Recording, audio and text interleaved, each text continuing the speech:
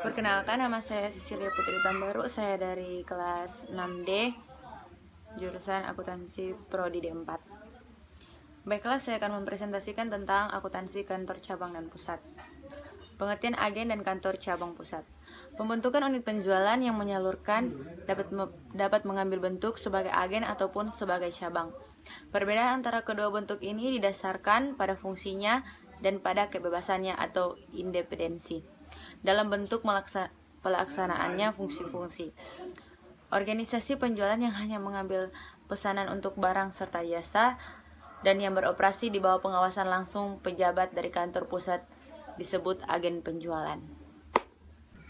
Akuntansi kantor cabang. Akuntansi kantor cabang membagi sistem akuntansi perusahaan secara terpisah atau kantor pusat dan kantor cabang.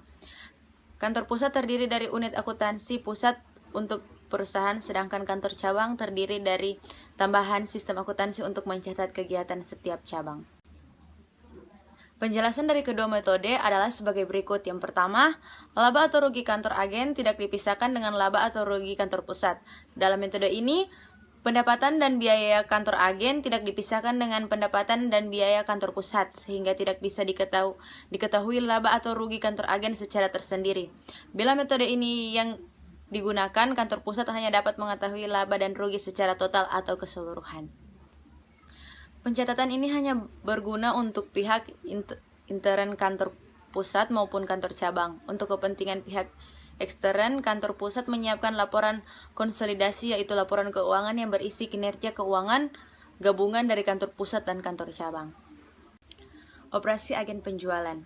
Agen penjualan yang beroperasi semata-mata hanya sebagai organisasi penjualan lokal di bawah pengawasan langsung kantor pusat. Pada umumnya tidak menyelenggarakan persediaan kecuali contoh dari jenis produk yang ditawarkan untuk dijual. Contoh, barang dagangannya yang ditawarkan sebagai promosi diberikan oleh kantor pusat, agen penjualan. Akuntansi untuk kantor pusat dan kantor cabang. Perusahaan-perusahaan besar atau yang sedang berkembang selalu berusaha meningkatkan volume penjualannya. Aspek pemasaran merupakan aspek penting dalam sebuah pencapaian tujuan ini.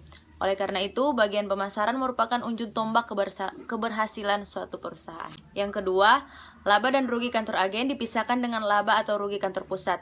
Dalam metode ini, pendapatan dan biaya kantor agen dipisahkan dari pendapatan dan biaya kantor pusat, sehingga laba dan rugi kantor agen bisa diketahui secara individu. Kantor cabang mempunyai kewenangan penuh sehubungan dengan transaksi penjualan, termasuk menerima pembayaran secara langsung dari konsumen akhir.